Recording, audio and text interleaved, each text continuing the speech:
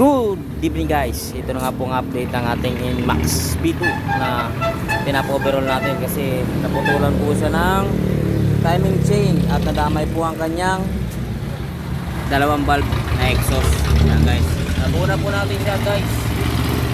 Ayan guys, nabuna po natin. Testingin na po natin kung under na po siya guys. Napalitan na rin po natin ang langis yan. Napalitan na natin po ng kulan. Ayan po yung kanyang kulan na bago na po.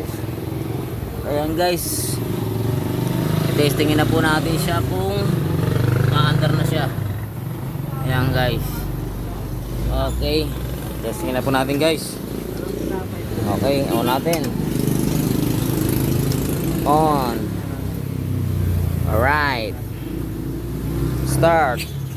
Tumandar na po siya guys. Ayan na guys, oh. Ayos na. Andar na siya guys. Ayos na, ayos na. Ang ating Inmax na pinapa-overall na naputunan ng timing chain. Oh. Ayos na guys. Thank you sa mga nanood at nag-comment. Ayan guys, oh. Ayos na. Oh. Pwede na uling buuin. Pwede na uling kunin na may-ari. Iniwan na po ng may-ari to kasi may pasok pa po. Bukas na daw niya kukunin ito ng umaga pag out niya kasi panggabi po siya.